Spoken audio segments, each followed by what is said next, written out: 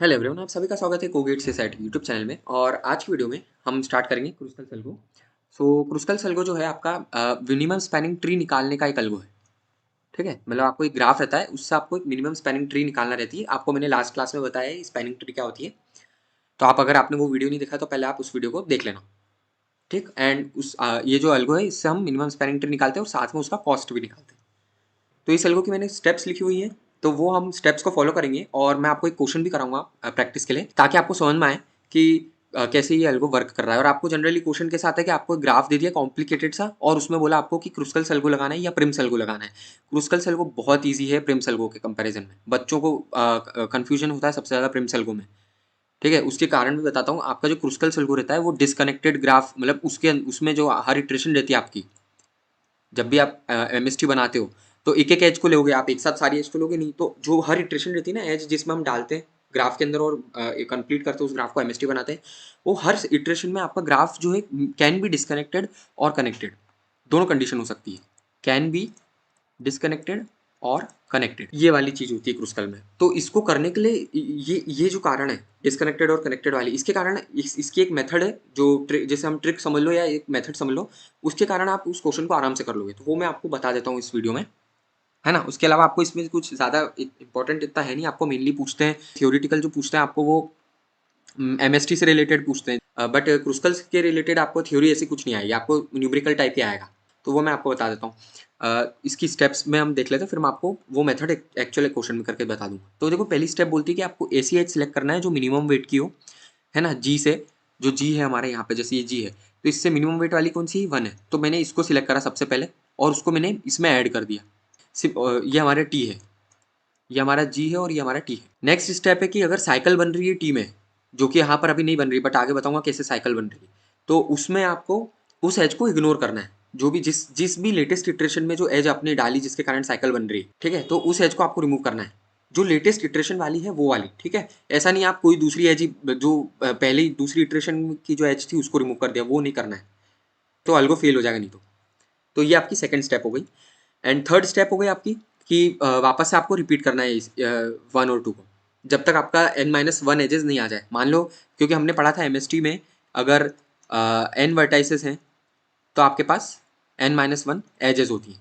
तो ऐसे ही algo complete हो जाता है हमारा। ठीक, अब मैं आपको इसका एक क्वेश्चन करा के बता देता हूँ कैसे करना है। मेन आपको क्वेश्चन समझ में आना चाहिए, थ्योरी तो ठीक है। सो देखो, यहाँ पर ये क्वेश्चन दिया हुआ है और इस क्वेश्चन में आपको इतना कॉम्प्लिकेटेड ग्राफ दे दिया है, बच्चे इसको देखकर ही छोड़ दें। इससे भी कॉम्प्लिकेटेड ग्राफ दे देते हैं, बट इसमें बहुत सारी एजेस और उनका वेट दिए हुए हैं और वर्टाइसेस दिए, इसलिए बच्चे कंफ्यूज हो जाते हैं। तो इसको करने का तरीका क्या है तो वो बताता हूँ। तो सबसे पहले तो आपको कुछ नहीं करना है, आपको जितनी भी वर्टाइसेस है उनको उसी पैटर्न में ड्रॉ करो जो आपकी ओरिजिनल ग्राफ में। मान लो यहाँ पर ए अगर इधर है और बी इधर है, सी इधर है, तो ए बी सी और तीनों में गैप भी थोड़ी उतनी रखना कि आप एज बना के उसको दिखा पाओ।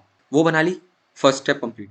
नेक्स्ट आपको क्या करना है, एक टेबल बनानी है। टेबल में सबसे पहले आएगी आपका एज नेम, जो एज रहेगी उसका नाम। सेकंड आएगा एज वेट, जो आपने सिलेक्ट करी एज या जो नेम है एज का, वो वाली एज। मान लो ए बी है तो ए बी का वेट कितना है। तीसरा आपको कॉलम बनाना है चूज, जिसमें आप लोगे ट्रू या फॉल्स। ट्रू या फॉल्स मतलब उस एज को ट्रू चूज कर रहे कि नहीं। तो आपने ये 3 कॉलम बनाए। अब आप क्या करो, ये जितने भी वेट्स है इन सबको असेंडिंग ऑर्डर में लिख दो। मान लो पहला ये है, फिर ये है, और फिर ये और ये। हमारे पास 4 1 है तो मैंने यहाँ ऐसे 4 1 लिख दिए। और उनका जो एज है, जैसे यहाँ फर्स्ट एज डी बी है तो डी बी लिख दिया, यहाँ पर बी सी है सेकंड एज तो बी सी लिख दिया, एच एफ है तो एच एफ लिख दिया, जी एच है तो जी एच लिख दिया।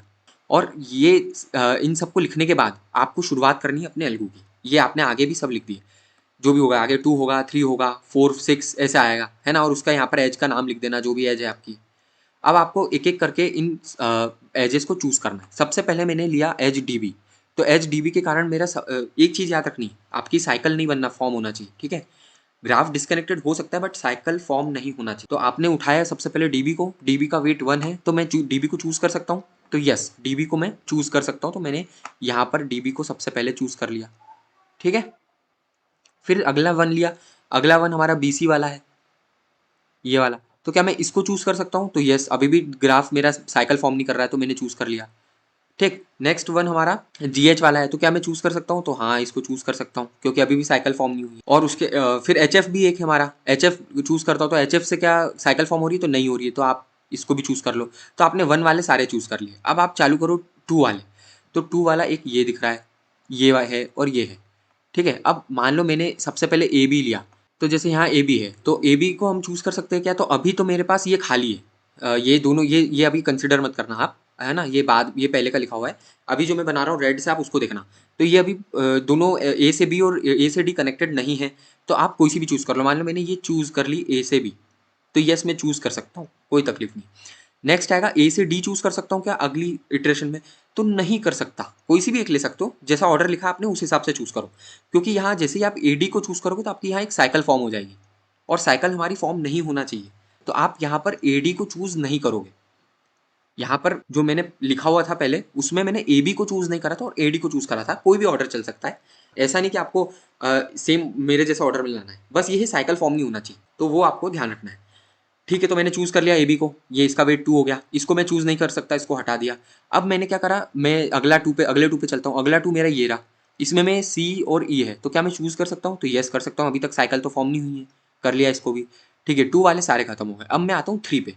3 पे क्या है, एक ये है 3 और एक ये है, ये दो आपको 3 दिख रहे हो। तो क्या मैं ये वाला 3 चूज़ कर सकता, ये वाली डी से ई चूज़ कर सकता हूँ? तो नहीं कर सकता, क्योंकि यहाँ भी एक साइकिल फॉर्म हो जाएगी, तो इसलिए आपने इसको चूज़ नहीं करा। अब आपको क्या करना है, अगला 3 लेना है। अगला 3 आपका ये रहा, आपने इसको लिया तो क्या चूज़ कर सकता हूँ इसको? तो यस कर सकता हूँ, यहाँ पर आप इसको चूज़ कर लो। आपका ये भी चूज़ कर लिया आपने। इसके बाद में 4 को लो, 4 को लोगे या जैसे ये 4 को लिया, या फिर 5 को लो। 4 को लिया तो 4 से भी साइकिल फॉर्म हो रही है, तो ये भी चूज़ नहीं कर पाओगे इस एज को। फिर 5 को लिया तो ये वाली एज भी चूज़ नहीं कर पाओगे, है ना। इधर भी 5 है तो इसको भी नहीं ले पाओगे, फिर साइकिल बन जाएगी। फिर आपके पास ऑप्शन क्या बचा, या तो ये या तो ये, दोनों में से कोई भी, या तो एच आई या फिर एफ आई, तो कोई सा भी एक ले सकते हो। मैंने यहाँ पे एच आई को ले लिया, जरूरी नहीं है एफ आई को ले, किसी भी आप उसको ले सकते हो, बस साइकिल फॉर्म नहीं होना चाहिए। तो जो आपका ये फाइनल, अब आप ये कब तक चलेगा, तो ये तब तक चलेगा जब आपके पास n-1 एजेस ना हो जाए। तो यहाँ पर जो मैं आपको चूज करने का बोल रहा था ना, ट्रू और फॉल्स, तो यहाँ पर आप उन्हीं को चूज करते जाना जब तक आपका पहली बात 8 एजेस नहीं होता, है ना, काउंट एजेस का 8 नहीं होता, और दूसरा साइकिल फॉर्म नहीं हो रही, तो इनको चूज करते रहना। तो ये है आपके क्रूस्कल सेल को, ये मैंने आपको काफ़ी टाइम देके बताया है, लेकिन आपकी प्रैक्टिस होगी ना तो आप फटाफट कर लोगे। आपको ये टेबल बनाने की भी ज़रूरत नहीं पड़ेगी। ये टेबल तो सिर्फ बिगिनर्स के लिए है, जो एकदम पहली बार पढ़ रहे हैं इस एल्गोरिदम को, तो उनके लिए मैंने ये बताई है। बाकी आप डायरेक्टली भी कर सकते, ठीक है, डायरेक्टली भी आप बनाकर इसको सॉल्व कर सकते। तो मैंने आपको ये क्रूस्कल सेल को बता दिया, एंड इसमें कुछ पॉइंट्स हैं, जैसे यहाँ लिखा हुआ है all edges with minimum weight is not necessarily part of MST, but at least one edge of minimum weight is the edge of MST. ये एक इंपॉर्टेंट पॉइंट है कि जरूरी नहीं है कि हर एज जिसका मिनिमम वेट है वो पार्ट होगा एमएसटी का। जैसे हमने यहाँ देखा ही था, ये जो 3 है हमने इसको लिया ही नहीं था क्योंकि साइकिल फॉर्म हो रही थी, ठीक है। ये मिनिमम है, 4 और 5 से तो मिनिमम है, 6 से मिनिमम है, लेकिन साइकिल फॉर्म हो रही थी इसलिए हम इसको चूज नहीं कर रहे। तो ये वही पॉइंट लिख रहा है कि साइकिल अगर फॉर्म हो रही है, मतलब साइकिल फॉर्म हो सकती है, इसलिए आपका जरूरी नहीं है कि हर मिनिमम वेट वाला जो एज है वो आपका एमएसटी का पार्ट हो, लेकिन हाँ एक ऐसी एज जरूर होगी मिनिमम वेट की जो आपका एमएसटी का पार्ट होगी। तो वो एक इंपॉर्टेंट पॉइंट है जिसको याद रख लेना। एंड दूसरा एक पॉइंट है कि edge with maximum weight can be part of MST.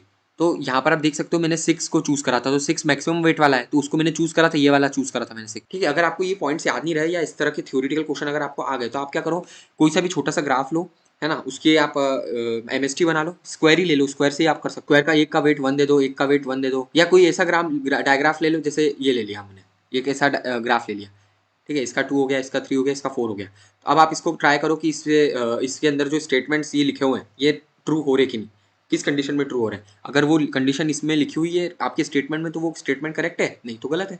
तो इन क्वेश्चंस को आपको ऐसे करना है। आपको मैंने इस वीडियो में क्रूस्कल सेल को बता दिया। नेक्स्ट जो हमारा वीडियो रहेगा उसमें मैं आपको प्रिम सेल को बता दूंगा। एंड इसके अलावा ये डीएफएस ट्रैवर्सल वाला हिस्सा है, अभी आप इसको छोड़ सकते हो, आप पढ़ लेना अगर जिसको मालूम होगा। बाकी मैं डीएफएस ट्रैवर्सल जो आपको एल्गोरिदम हम पढ़ेंगे जब data structure and algorithm DSA, तब मैं आपको ये अच्छे से बताऊंगा डीएफएस ट्रैवर्सल क्या होता है। तो अभी आप इसको इग्नोर कर सकते हो, अभी आप बस क्रूस्कल सेल्गो के जो आपका एल्गोरिदम है आप उसको समझ लो, और नेक्स्ट वीडियो में मैं आपको प्रिम्स समझाऊंगा। आज के लिए इतना ही। अगर आप एक गेट एस्पिरेंट है तो प्लीज़ इस चैनल को जरूर सब्सक्राइब करें और मुझे बताएं मैं कैसे इंप्रूव कर सकता हूँ। और अगर वीडियो आपको अच्छा लगे तो प्लीज़ इस वीडियो को लाइक एंड शेयर जरूर करें। Thank you.